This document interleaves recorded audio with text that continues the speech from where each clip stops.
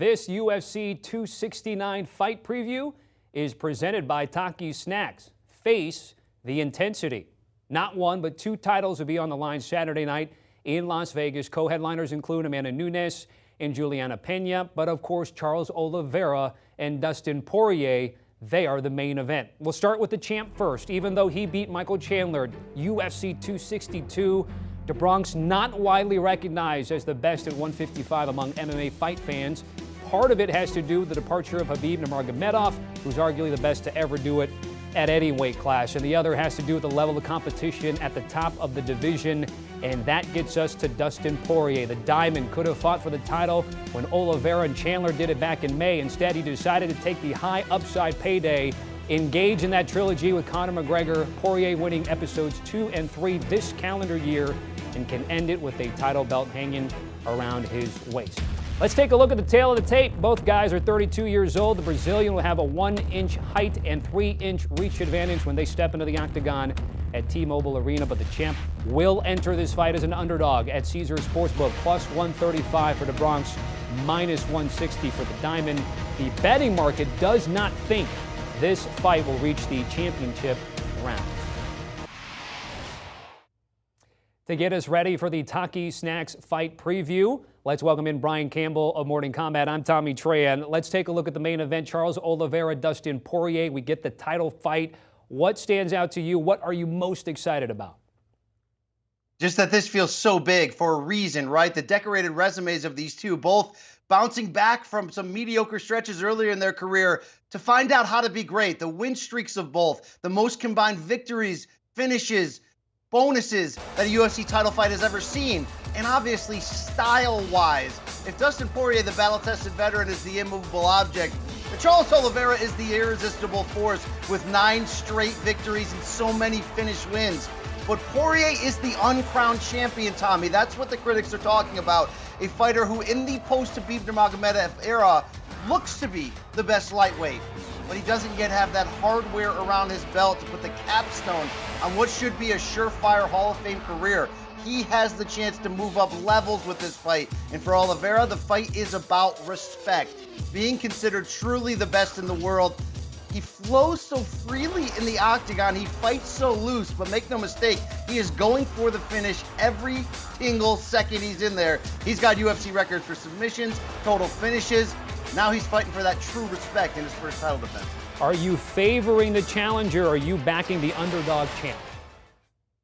Here's the thing about that underdog champ, and we talk about his finishing ability. It can happen anytime. And even though Dustin Poirier has a history of being battle-tested, of going 5 rounds, he can be hurt. And if Oliveira can hurt Poirier early, he can turn that fight into a submission situation like that and end it. But when you're talking about the long haul, the full 5 rounds, should it go that direction, the longer it goes, the more it's going to play into the hands of the slight betting favorite, Dustin Poirier, the former interim champion. He's talked a lot this week about dragging Oliveira into those deep, deep waters and seeing if he can swim.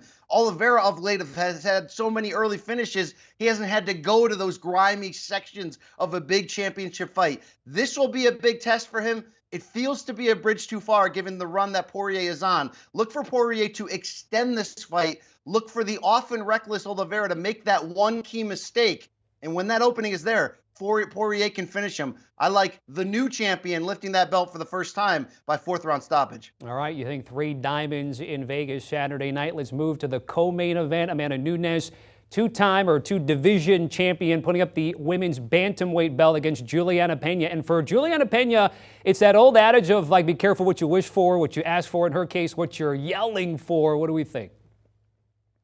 Look, you hate to never say never. We did see Holly Holm head kick Ronda Rousey just 6 years ago. But Juliana Pena has a hard argument to even be in this fight, let alone have a chance to win it. She's just 2-2 in her last 4, Tommy, over the past 6 years due to injuries, and lost twice and was finished at the highest level against former champs in Germaine Durandamy and a current one in Valentina Shevchenko. She talks a big game. She's aggressive. You can argue that her microphone skills may have been the thing that got her this fight, considering so many fighters in that top 10 have already been beaten by Nunes or are coming off a defeat. At the very least, Pena's been saying she's going to go out there and leave no doubt. Go for the victory. That's what you need in a big underdog. But I don't think she has the power at the end of the day to contend with Amanda Nunes. For whatever Juliana Pena does well on the ground and she's experienced, Nunes might be better in every single category.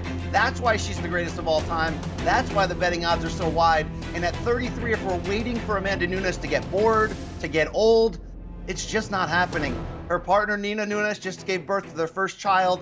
She's loving bringing the new baby around to the fight scene. She says, I'm going to fight for a long time. Let's go big on the champion if you're willing to lay the cash down. But this GOAT is going to keep marching on. You'd have to lay $900 to get $100 back there to back the Lioness going against the Venezuelan Vixen. And before I let you go, of course, you don't get the Jorge Masvidal-Leon Edwards fight because Masvidal due to an injury. But there's another thing on this card. Sometimes, BC, I ask you about hype train. Cyril Gane hype train. Khamzat Chimaev hype train. What about the Sean O'Malley hype train? Anything this weekend we can take into effect for him?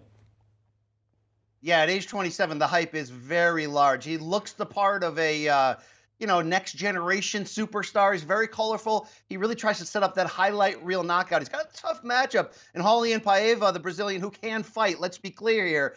But O'Malley, we're waiting for him to step up to the big contenders, the guys in the top 10. The problem is he's come out vocally and said to the UFC, unless you're going to really pay me next level money, I'm not ready to really challenge myself against these big names. I'm fine treading water here, being a star. We'll see how long that can go. This is the third straight fight for O'Malley where he's a big favorite and it looks like more of a showcase fight. But at the very least, if you're just looking for entertainment, oh boy, does O'Malley bring that. Look for him to try to create the same highlight reel theatrics that have been a big part of his recent knockout streak. They will kick things off Saturday night in Las Vegas. Our thanks to Brian Campbell. You can check up his write-up on UFC 269 on CBSSports.com. BC, appreciate you, my man. Luke Thomas, Brian Campbell, the guys in Morning Combat, again, talking about this pay-per-view as well as Vasily Lomachenko and some quick hitters as well. So MMA, boxing, all combat sports. Make sure you download and follow the guys today.